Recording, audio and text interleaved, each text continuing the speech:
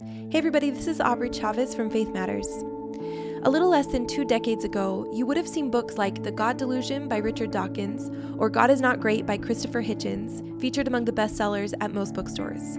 The mid to late 2000s were the heyday for the new atheists, a small cohort of scientists and philosophers who were sure that religion was both untrue and a bad influence in the world. And at the time, it was easy to see the rise of the new atheists as a signal that public belief in religion in general was long gone.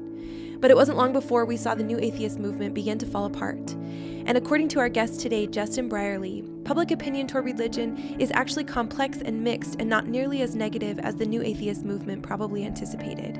In fact, there are many signs that a Christian renewal is underway. From notable conversions of high-profile individuals to the rise of secular thinkers defending Christianity, to the increasing skepticism that science and atheist worldviews can answer our most important questions, Justin observes that the Christian story is far from dead. Justin Brierley is a writer, speaker, and podcaster committed to building dialogue between Christians and non-Christians. His first book was titled Unbelievable: Why After 10 Years of Talking with Atheists, I'm Still a Christian. And in September of 2023, he published his second book, The Surprising Rebirth of Belief in God. Zach Davis interviews Justin in this episode, and together they explore some fascinating questions. Will there be a renewal of Christianity and belief in God? And if so, are churches prepared for it? How can the Christian world transcend tribalism and culture wars to welcome a new wave of seekers? We really hope that you enjoyed this conversation today, and with that, we'll jump right in. Justin Brierley, thank you so much for joining us on the Faith Matters podcast. Can you introduce yourself to our listeners? Who are you and what have you been doing the past 10 years? Well, my name's Justin, and for the past 20 years, really, I've been working in Christian media here in the UK. People probably primarily know me best from a show called Unbelievable, where I brought different perspectives together for dialogue and debate. Frequently Christians opposite atheists, but also other worldviews in conversation. In fact, we've had a number of dialogues with Mormons, Latter-day Saints over the years as well, between Latter-day Saints and people who perhaps were ex-LDS or whatever. But it's always been interesting to be in the middle of those conversations and to hear the different perspectives. And in the process, I really sort of came to put the pieces together myself, why I believe Christianity is a compelling place to sit, why I think the evidence, both, if you like, from the universe, from science, from philosophy, but also historically and also at a personal level, sort of, comes together in a way that makes sense of this claim that Jesus Christ is the Son of God and rose again. And so that's kind of what I've been tracking with. And that's involved, having a lot of interesting conversations with people who take very different perspectives to that. More recently, I've recently, just in the past year, come to sort of finished hosting the Unbelievable show. So it was a sort of bittersweet farewell to that, but the launch of some exciting new projects as I move into more of a freelance ministry capacity. And that's included the launch of a new book called The Surprising Rebirth of Belief in God. And there's now an accompanying podcast documentary series of the same name. And in many ways, that's telling the story of how that conversation's changed over the years that I was hosting Unbelievable, from these very sort of dogmatic atheist Christian debates in the era of the new atheism to what I see is now a kind of a reopening of a lot of secular people, actually, to the value of Christianity and to the God question. So that's in a nutshell the journey so far. What is the story of your relationship with Christ? Were you raised in a Christian home, and could you share a little bit more about how did you come to start having these public conversations with atheists? What was motivating you?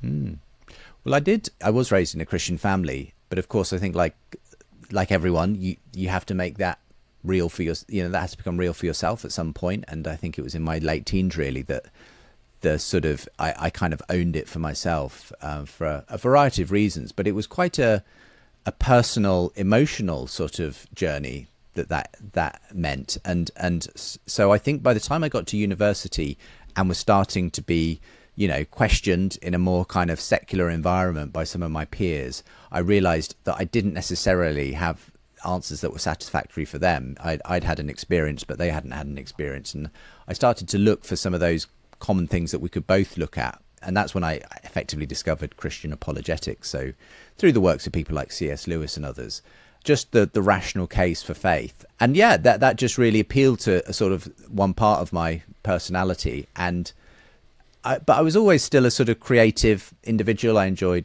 theatre, drama. I was quite involved in those things at university. So I knew I wanted to sort of explore the Christian faith, help other people to understand it from this rational intellectual perspective, but also hopefully in a creative way. So that's really, where my kind of entry into Christian media began. Initially just, learning the ropes of radio, broadcasting and that kind of thing, but then developing my own show format, this Unbelievable show, where I just felt like we could do a better job of modelling good conversations between Christians and non-Christians.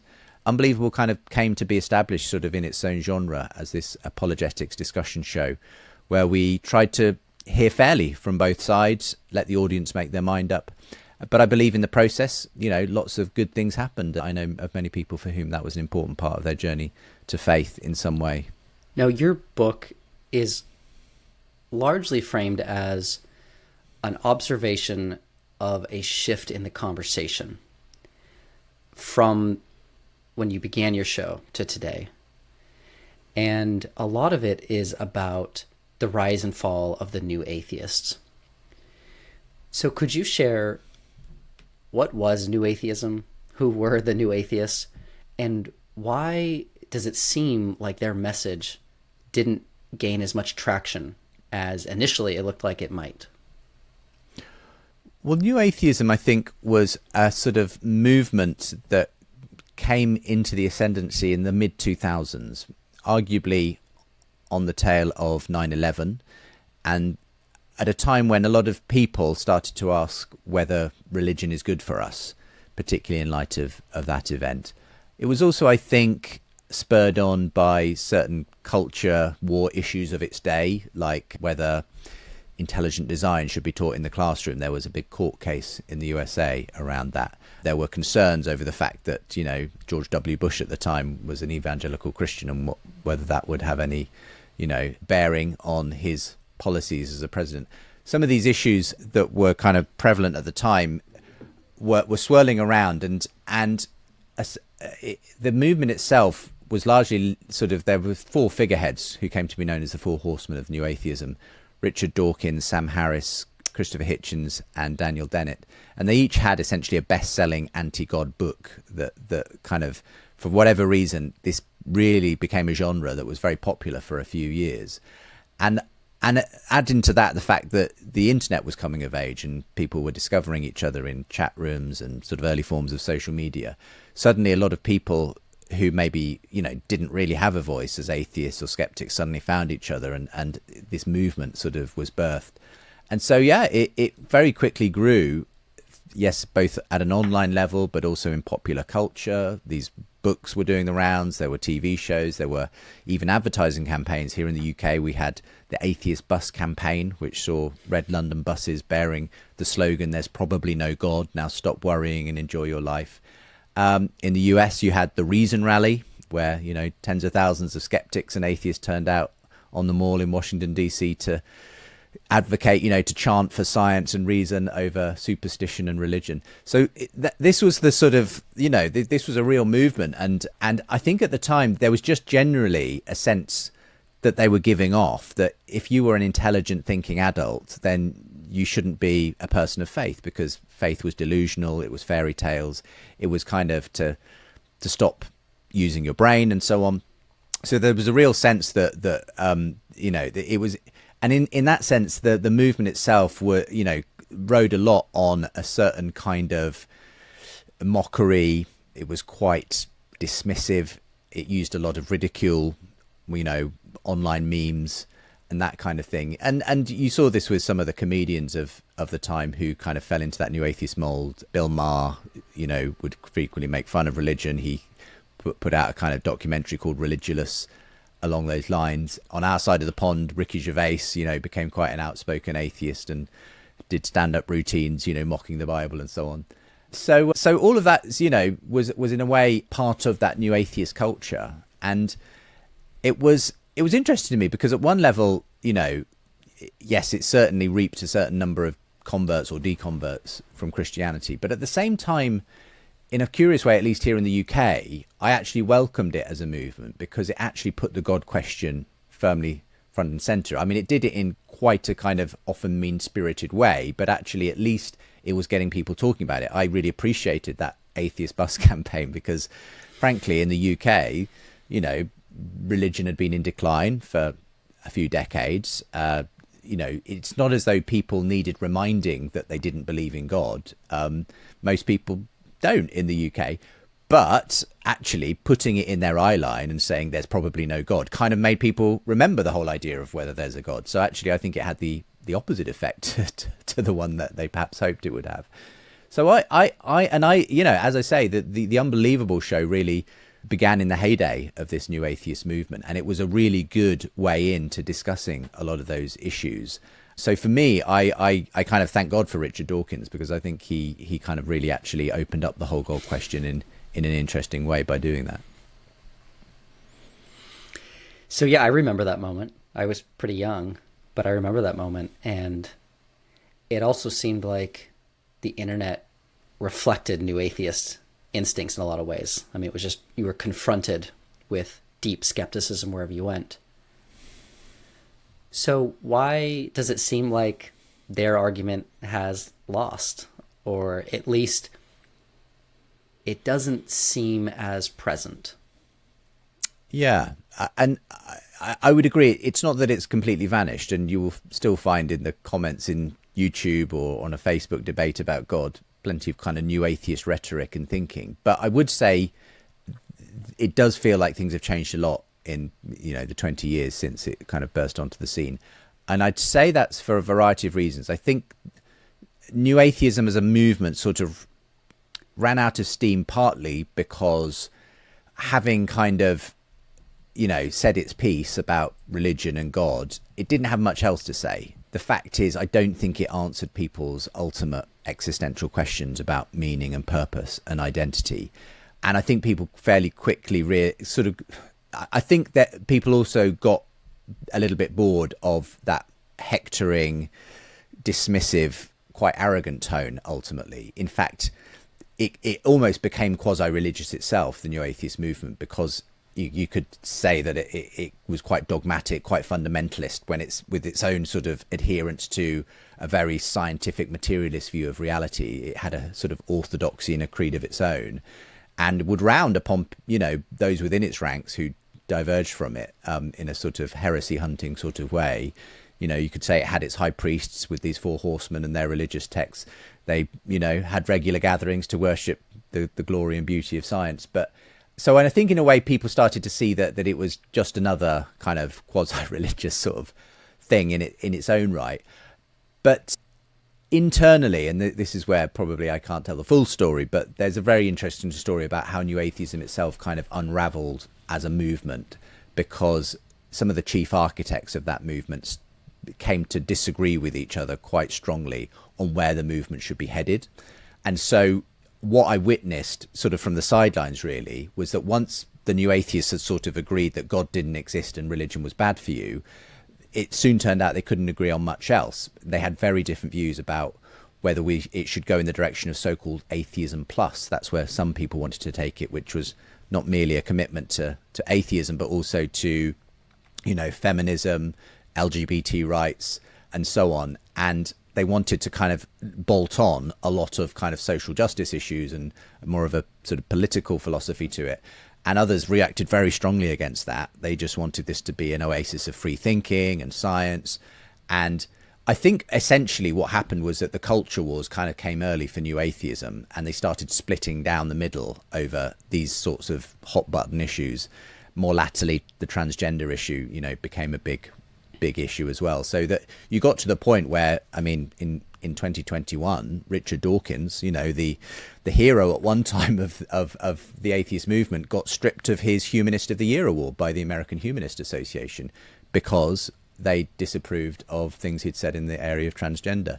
You had these, you know, leaders of the new atheist movement who refused to share a stage with each other, and there were atheist conferences getting cancelled because people had fallen out with each other so dramatically. You had a number of scandals involving some of these leaders who were accused of misogyny and sexist behaviour, and it all sort of unravelled in the end in quite a messy way. And I'd say it's one of the problems is that you can have a movement that initially can be quite strong on kind of what they disagree on, but once you try to sort of then turn it into a movement that's got a sort of positive statement, it actually turns out to be quite hard to hold that together. And I think that was the problem with new atheism, and I think that's why it's ultimately made way for a new conversation, actually, because it didn't actually hold out a kind of positive ethic for how you live your life.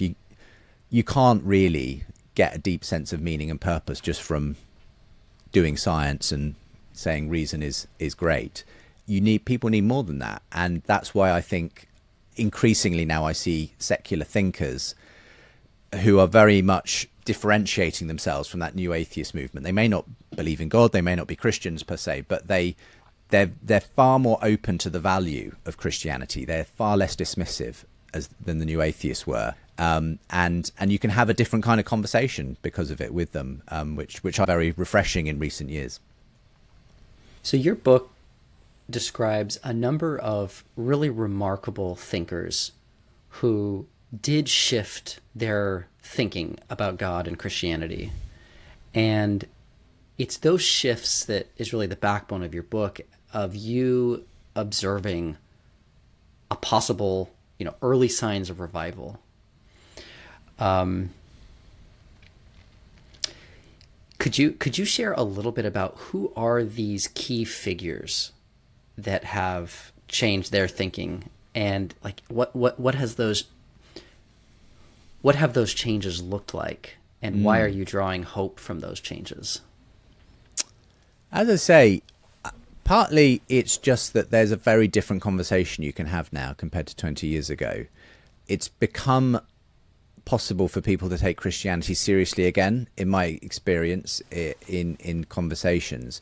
And yes, it's partly because of the influence of certain interesting secular thinkers. So an obvious example is Jordan Peterson, who, whether or not you agree with his politics and the way he does things, he has drawn a huge audience, especially of young men.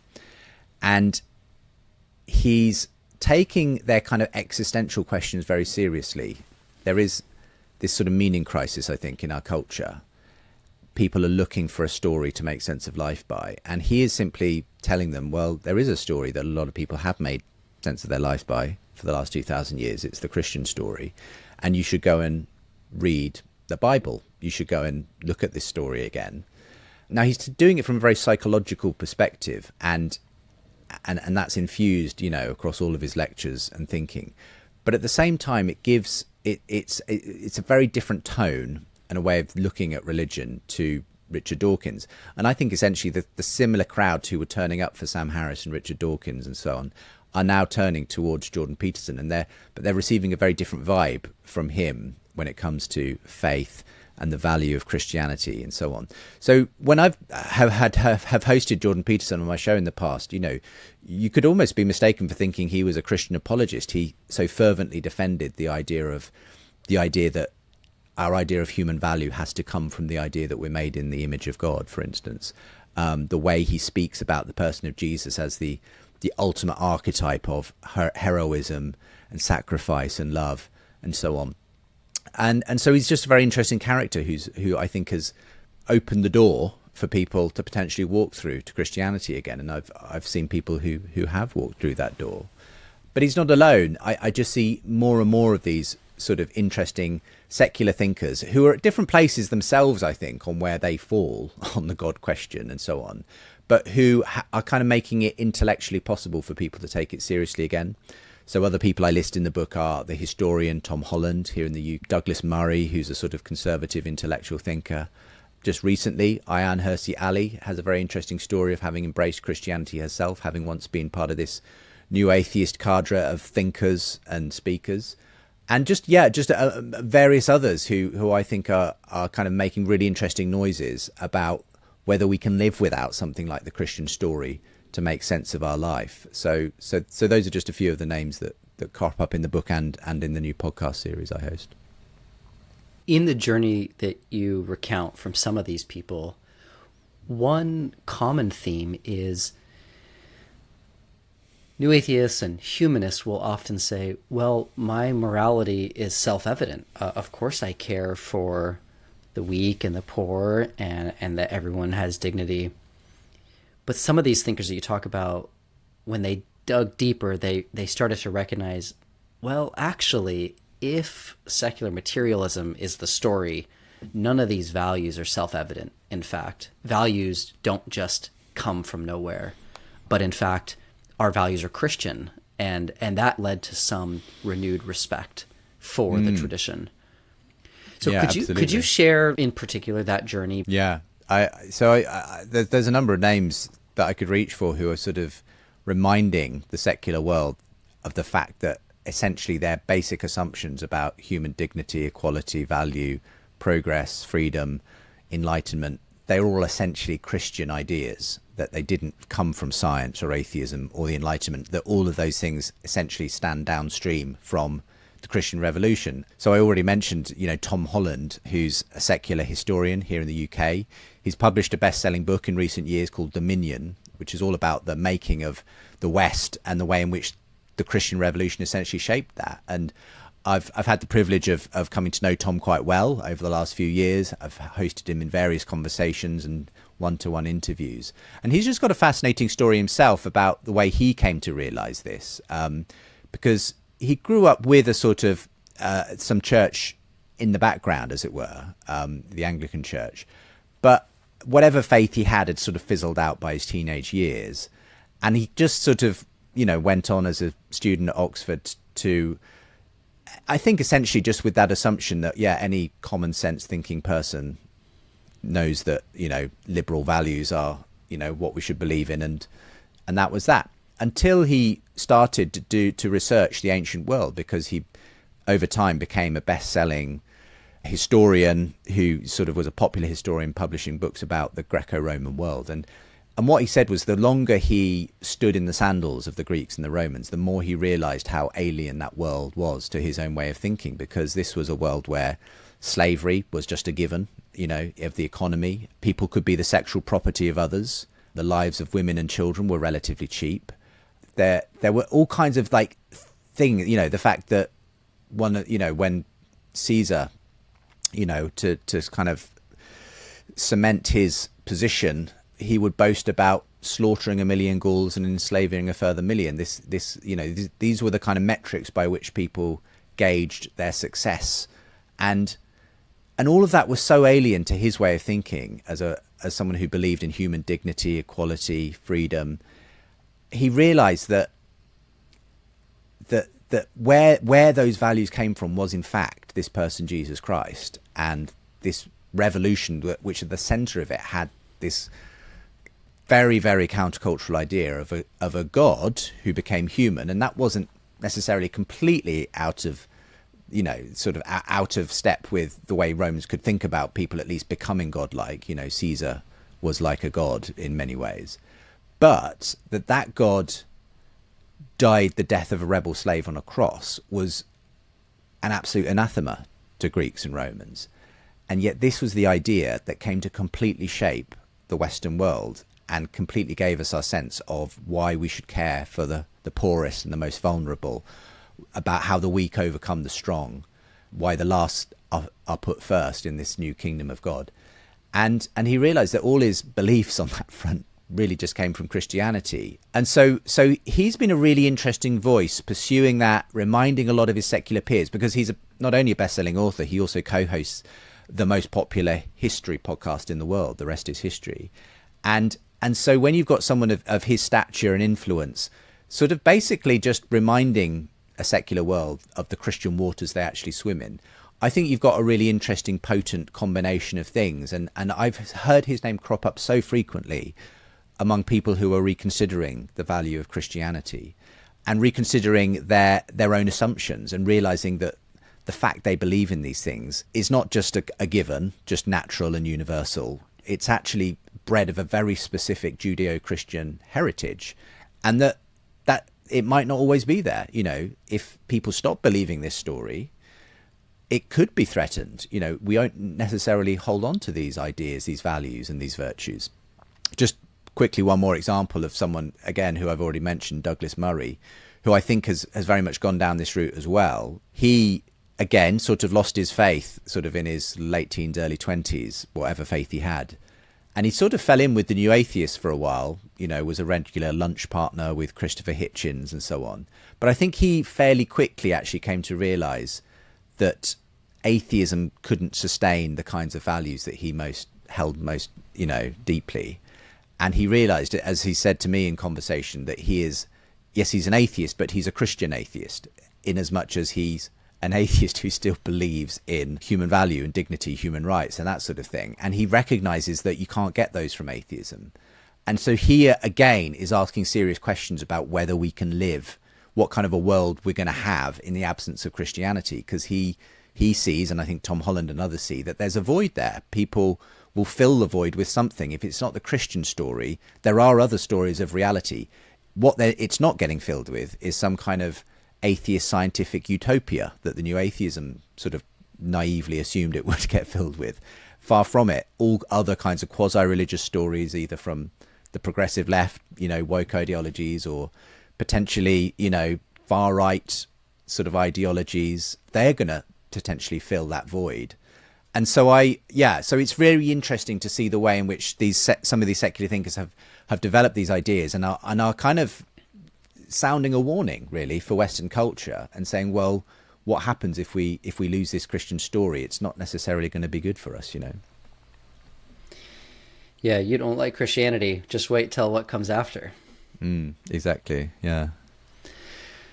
So the cases you've mentioned sound to me like people who 20 years ago would have been antagonistic to Christianity are at least now neutral or slightly positive about the cultural influence of Christendom or Christianity.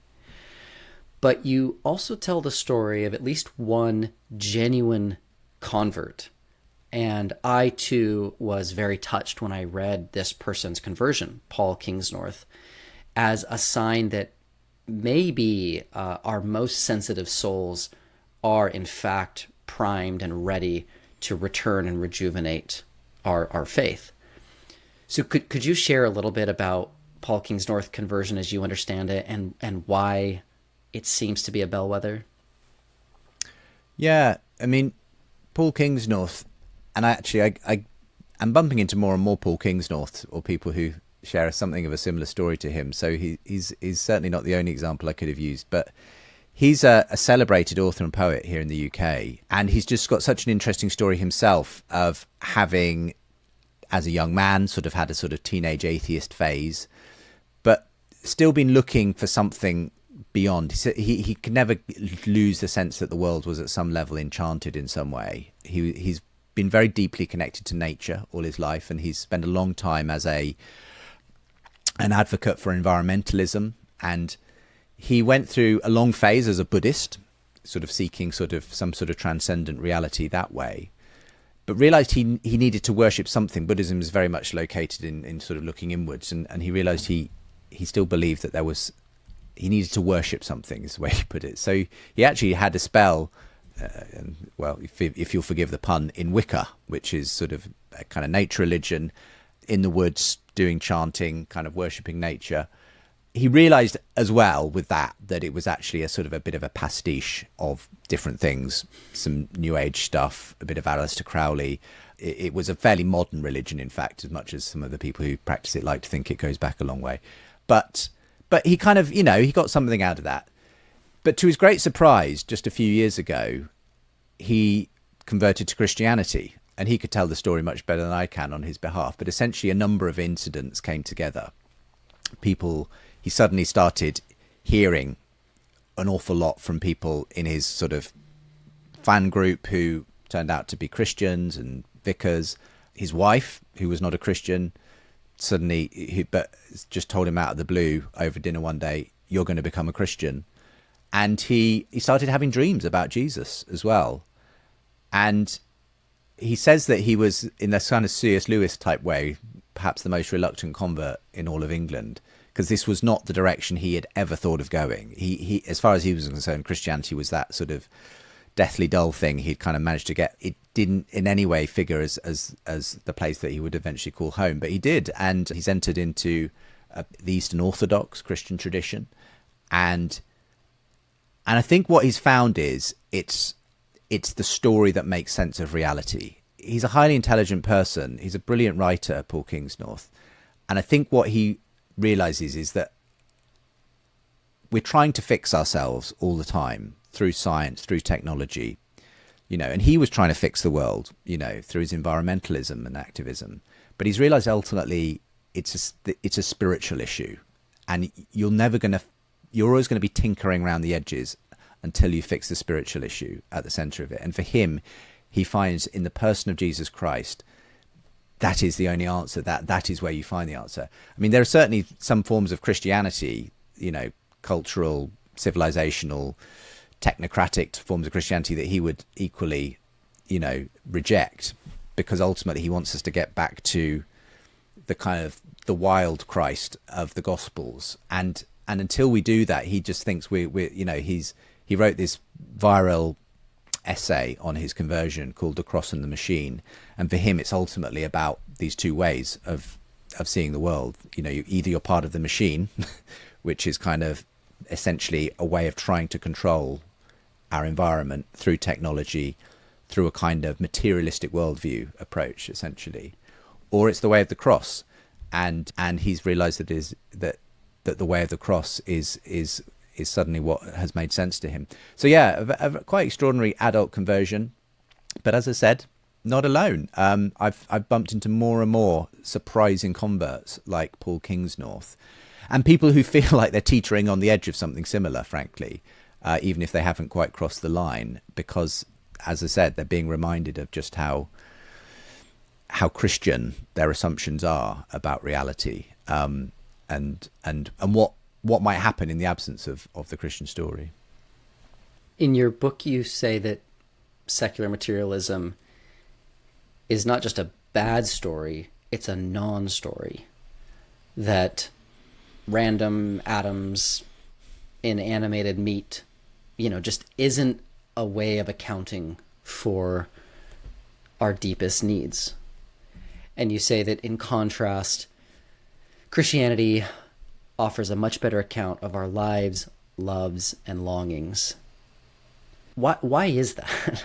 Why do you think that Christianity offers a better story to live by? I think the reality is we are story-driven creatures. We're meant to live in a story. But the story we've been told, as you mentioned, for the last couple of 100 years, increasingly has been this materialist story of reality, which, as I say, is actually a non-story. It's a kind of, you think you're living in a story, you're actually not. There is no actual meaning or purpose or narrative. All you can do is kind of try and hold on to a sort of self-made purpose or meaning, but that will kind of be gone in the heat death of the universe anyway. There's going to be nothing left, really. And it's a story, and to the degree that, now, the people who are committed to this, and it is simply a very widespread view in academia especially, believe that you as an individual don't really exist. There isn't a you there. There's simply a complex set of brain states, effectively. Likewise, there is no right or wrong in the universe. There are just the things that you do. There is no morality attached to them. All of that is simply sort of superimposed at a different level. Even, the idea that we have choice in the things we do, that, it's very popular these days, a determinist account of reality where everything that you have ever said, thought, or felt was all actually never under your control whatsoever. It was all predetermined by the material processes of the universe rolling out inexorably. It could never have been any other way than the way it was. Now, that's the kind of background story, or non-story as I call it, of reality these days in our culture. So it's no surprise to me that we have a generation of people who feel like life has no purpose or meaning, or are looking, for some kind of identity, because that identity has been taken away from them by this story in which they are just a kind of cog in a machine where they have no agency. Life is essentially controlled, way beyond their abilities. They're bouncing around chaotically or simply in a kind of predetermined order that the universe has sort of randomly decided on. So, and so that, so I'm kind of painting this picture to show that there's a certain story of reality that is kind of the background hum of our culture. And the reality is that that story actually is not actually supported by science. It's not actually supported by any very good evidence. It's a massive assumption on the parts of people who have essentially bought into, for all kinds of reasons, a materialist story of reality. And I just think we need to reject that story, because it's, yes, at one level, simply because it's not working for us. It's doing us a lot of damage. It's resulting in a generation that I think is experiencing massive mental health crisis. And and because that story is sort of has this acidic effect of sort of taking away meaning and purpose and identity, people scrabble around for all kinds of much inferior stories to try and make sense of life. And those sadly end up doing them just as much harm. So for me, I think the Christian view, the worldview, has always been best understood as seeing yourself in a story. But it's a story that makes sense of who you are. And it's a story that makes way better sense of who you are than this materialist story of reality. Because when you see yourself as made in the image of God, it gives you a sense of value. When you see that, yes, life is difficult, of course it is, but it's not meaningless, because we believe in a God who stepped into it and shared our joys and our sufferings with us. And that gives immense hope in the midst of difficulty and suffering. It builds perseverance and courage in ways that, it's hard to see how you would get that from a completely meaningless universe where your suffering is just is, there's no purpose or point to it. And the story of a God who gave himself for his creation is a story in which love is at the center of it. Again, I think you need love to make sense of life, but it's just an illusion. It's just neurons firing in your brain, giving you some happy feelings. That's the best thing you can come up with for what love is on a atheist materialist story of reality, with a view, hopefully, of you propagating your genes maybe, or something like that. But and it's a story of hope. It's a story that death is not the end, that actually there's that Jesus rose so that you can be part of this big story of reality. So for me, Christianity just makes sense at a very human level of who we are and why we're here. I also think, though, it's not just that I want it to be true. I'd prefer this story over that story. I just think there's more evidence for the Christian story being true than there is for the atheist materialist story of reality, for all kinds of reasons that are probably too much to go into now. But I just think it's a story that makes sense of us, but it also makes sense of the universe we're in and so many of the aspects of life around us, that it's the best story going, basically. And I think you should jump into it as in the way Paul Kingsnorth has. It's lovely. Thank you, Justin. One of my favorite chapters of your book, which I didn't expect to be in there, was scientific support for the possibility of a loving creator. And I thought that chapter was remarkable because, no ordinary person has the ability to understand the cutting edge of science anymore. It's just too big and vast. And it's easy, at least, in my experience, and I've seen this with many others, to just assume, science sort of disproves God. Science disproves belief because all the evidence suggests there's no person behind this. It's all just impersonal laws. At least that's a very surface and common reading. Science disproves religion.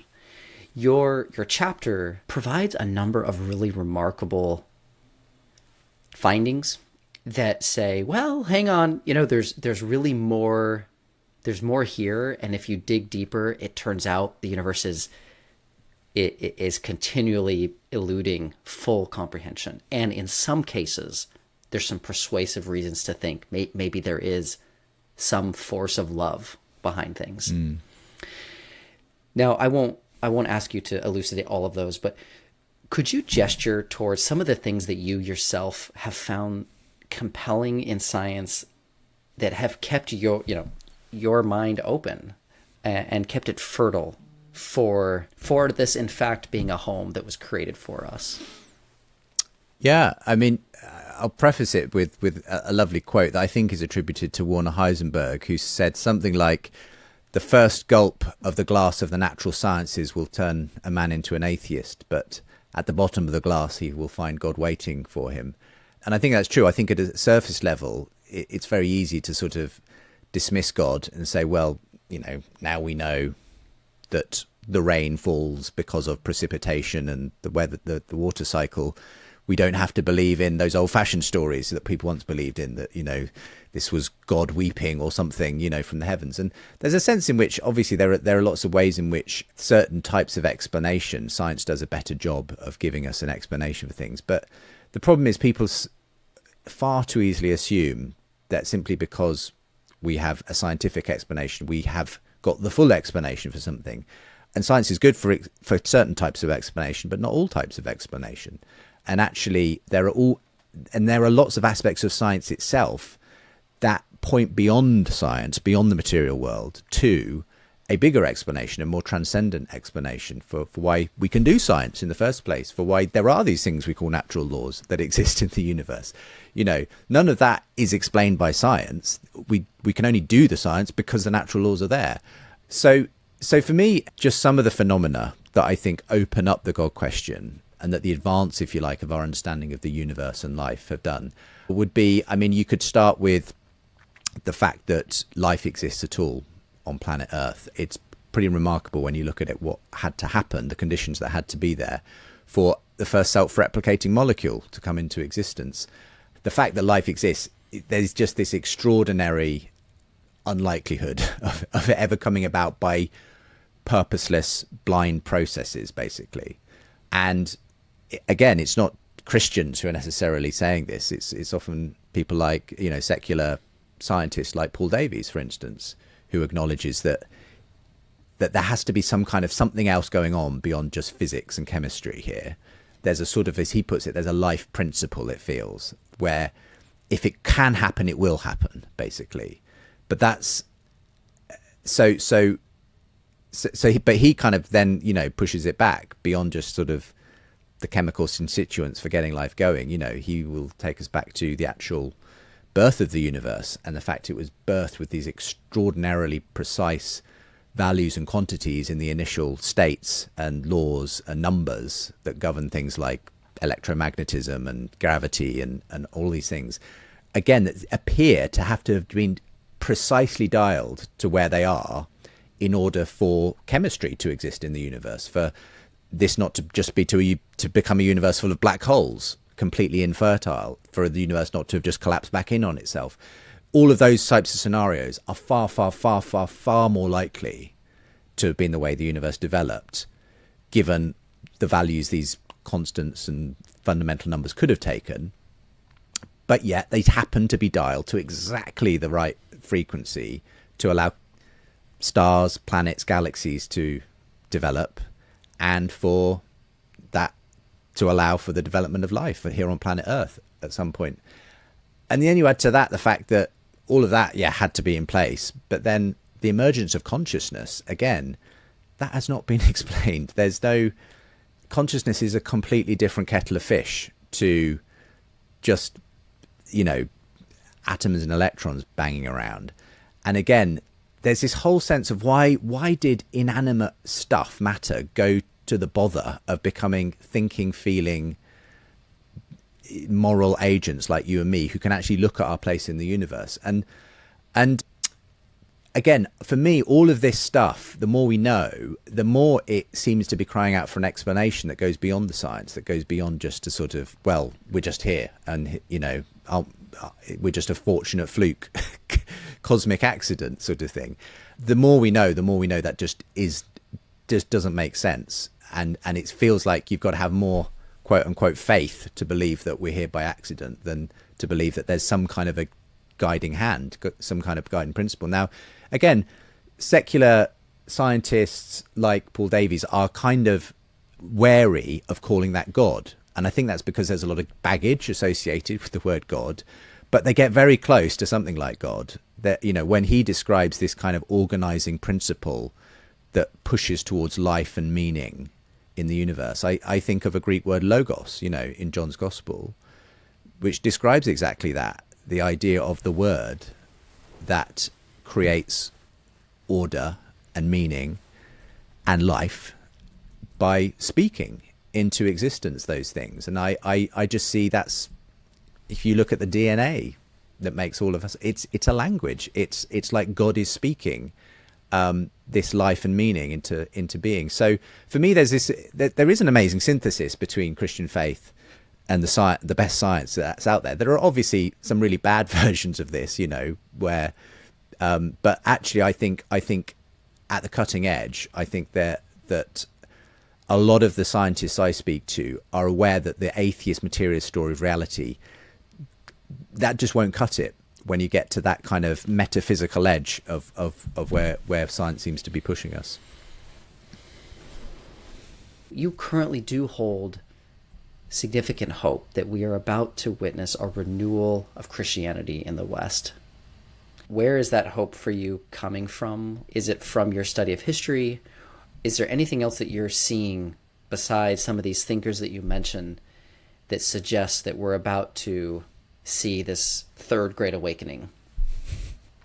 Well, I don't claim to be a great prophet of what will come. But I do see what I feel like are telltale signs that something is, as I say, changed in the atmosphere. I think there's a combination of things that for me are significant. It's the fact that the new atheism thing ran out of steam and unraveled and just didn't give people the answers they were looking for. It's the rise of this new conversation on God among a lot of academics, intellectuals, people taking the Christian story seriously again. And as I say, a number of surprising conversions as well that I've been noticing of some interesting people in the last several years. But I think maybe the most significant part of this is what we'd called the meaning crisis earlier, which is, I think if there is going to be a rebirth, and if the tide is starting to turn on the secular story of reality, it's because people can only live in that story for so long, that secular materialist story of reality, before they burn out. And I think we're kind of approaching that point, because I think in our culture, it's turned into this very tribalistic, polarized version in our politics, in our culture, and people I just don't think are going to find that the stories they're investing themselves into, whether they be kind of quasi-religious stories to do with sexuality and gender on the left, or kind of political mythologies on the right, they're just not good enough. They're not going to sustain people. And I think it's probably going to get worse before it gets better. But I think there's just a lot of people, and I think I see it especially among a younger generation, who are just spiritually thirsty, hungry. They're finding the more technology we add in, the more science we add in, it makes things worse. It doesn't make things better. We cannot save ourselves, it turns out, with those things. And so I think we are going to see people turning back to the story that once created the modern West, that created the conditions for flourishing cultures to develop. And as cultures kind of start to cave in and eat themselves in the absence of that story, I think it's natural for people to start to turn back and ask, what have we lost? What are we missing? What did our forebears perhaps realize that we've forgotten? And so I think there is that sense that the tide coming back in again. Now, G.K. Chesterton said, when people stop believing in God, they don't thereafter believe in nothing. They have the capacity to believe in anything. And I think that's proving true in our generation. The void will get filled by something, and frequently it is all kinds of other stories apart from the Christian story that comes in. So the big question is whether that returning tide, whether the church is ready to be the bearers of that story again in a way that meets that meaning crisis. My fear is sometimes the church is not ready, partly because it's answering the questions of the new atheist when actually we need to be answering a new set of questions. Partly because parts of the church have become bogged down in fighting culture wars, it's become very politicized, and I don't think that's where people are going to find the answers either. But I think where the church looks like Jesus Christ and starts to tell his story in a way that helps people to understand why they would want this to be true, why they would want this story, to step back into that story of a God who made them in his image, came to be with them in person, died and rose for them. I just think that's the best chance that anyone has of ultimately finding what life is about, what life is for. And I think people are kind of almost getting that point of desperation in this meaning crisis where they're willing to give it a go again. That's what I often find is just the conditions are right now for people to potentially say, you know what, I'm going to try this story on again and see what happens. You conclude your book with 3 suggestions for churches who can make themselves more ready to receive these meaning refugees. And a lot of our listeners are members of congregations who do want to create these conditions, and I think they'd really love to hear your recommendations. Could you share those 3 principles? Yeah. I mean, in short, they are to bring together the intellect and the imagination. I think very often in my world of apologetics, we've assumed that if we just give people 3, cast iron philosophical scientific reasons to believe in God, that should be the end of the story. But actually, I don't think people are that interested in whether God exists or not in some abstract way. I think it's this sense of a story that they want to know whether, they can make sense of their own life before they can make sense of God. And that's what Justin, we need to be inviting. Are you saying Anselm's ontological theorem isn't persuasive to the vast majority of human beings? Well, it's going to be useful for a very small percentage, probably, but not to the vast majority of regular human beings. And I think all I'm saying is you want to help people realize why they would want this to be true before showing them that it is true. And maybe at that point, Anselm's argument comes into its own. But as I say, it's about helping them to see why they would want Christianity to be true in the first place. So there's a kind of that's as much about appealing to people's imagination as it is about their intellect. Secondly, I think one of the things that came through quite frequently from some of these secular intellectuals who were considering Christianity, occasionally trying out church, is that they don't want a watered down version of Christianity. They don't want sort of just a humanistic version of Christianity with a bit of God sprinkled on top. They're often, as Douglas Murray put it, drawing from the deepest wells, going back to the mystery of ancient forms of Christianity. They want us to keep Christianity weird, basically. And so I think that's an important point for churches where we're tempted sometimes to just make Christianity so palatable for modern tastes that it becomes almost invisible, actually. And actually, there's something unique about Christianity. The reason Christianity thrived in the 1st century and onwards was because it was weird. It was strange. It was very different to the culture around it. And we need to hold on to the weirdness of Christianity in that sense. Don't try and dumb it down or lose its distinctiveness. And finally, the church has to be a place where I think the phrase I use is something like creates a community that counters cancel culture. It's got to be a place of grace, basically, because we're living, as I said earlier, in this world where it's so easy to just take a tribal position and to kind of try and find your identity by, basically being in opposition to something else. And the church has to be different to that. It has to transcend these culture wars somehow. It has to be a place where a lot of messed up people who are in need of grace and forgiveness can find it. and where we gather not around some sort of political or social ideology, but around a person, Jesus Christ. And it's in that it's in that unity that, yes, in some miraculous way, Christ brings about this unity even in our great diversity. So those are three ways in which I think we need to meet what I think is an incoming wave of refugees from the meaning crisis, and my hope and prayer is that we will. Mine too. When you think about this question of these cycles of renewal and not seeing this change as a bad thing, is it because like fresh prophetic voices are coming in to meet current needs? Is that the core of why it's a good thing? Or is it just that any human institution can get ossified and it needs to be like shaken up for it to breathe again?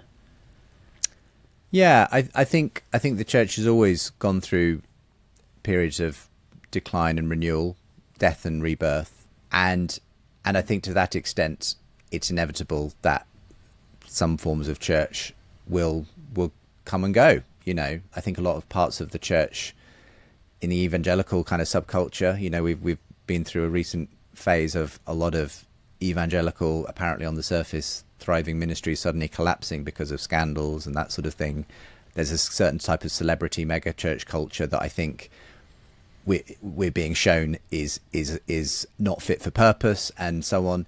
Equally, there are parts of the mainline denominations that are potentially in danger of collapsing and dying out, or perhaps some remnant will be what remains and comes back, because they haven't been able to engage the culture in ways that actually are truly Christ-like, and so it's that G.K. Chesterton thing, isn't it? The church that marries the spirit of this age will be a widow in the next, and so I think there's a sense in which, yes, we just have to accept that this is the nature of the church, that God is constantly renewing, and that is in step with the fact that God himself died and came back to life. But we believe that God's never finished with the church, even if some forms of the church are for a given time and place. So I don't, again, I'm not a good prophet of what that might look like in the future, but my hope and prayer is that Christians will be ready to see what God is doing. I think interestingly, my book particularly is about the fact that it's prophets from outside the church who are kind of helping us to see what might be around the corner. It's the Jordan Petersons and the Tom Hollands and Douglas Murrays and so on who are helping us to realize what's going on in our culture, and sometimes we need to be catching up with some of the questions and things that they're asking. So my hope is, and prayer is just that we would be able to do that within our generation and do it as faithfully as we can. Beautiful. Okay, last question is just to hear a little bit about your spiritual life. Like, where do you go to church, and how do you seek a close relationship with God and Jesus? Like, why have you dedicated your life to sharing the good news of Christ?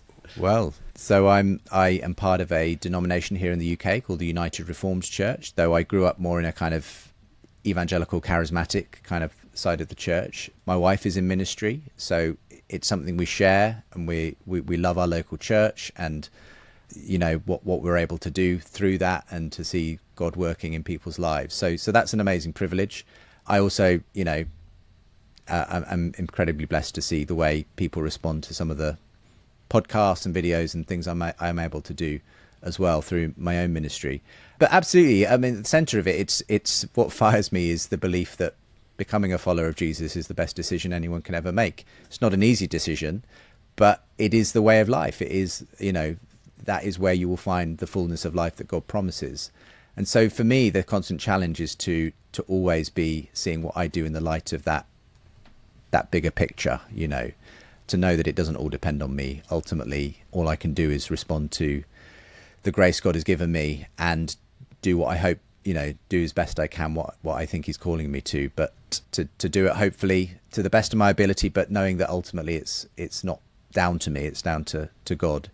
And hopefully, to just be relying on God's provision, God's grace, the life of God hopefully flowing through me as I try to keep my eyes focused on Jesus, that he can do what he can do. But that's, so absolutely, I don't often get to talk about my personal faith, in these discussions, because you tend to focus just on the book and the intellectual side of things. But absolutely, I mean, it wouldn't be worth me doing any of it if it weren't for the fact that I really believe there's a sort of a call, and that Christ gives me the resources to go and do that, in my life, and because of the amazing family and church he's given me that helped me to do that as well. Your faith is evident, and as is your charity for people who think differently than you. And it's beautiful to see all the good work that you've done to witness of God's love. So thank you very much for joining us today, Justin. Oh, thank you for having me on. God bless you. All right, thanks so much for listening. We really hope that you enjoyed this conversation with Justin Brierley. And if Faith Matters content is resonating with you and you get the chance, we would love for you to leave us a review on Apple Podcasts or Spotify or whatever platform you listen on. We read all of the reviews, and it really helps us to get the word out about Faith Matters, and we appreciate the support. Thanks again for listening, and remember, you can check out more at faithmatters.org.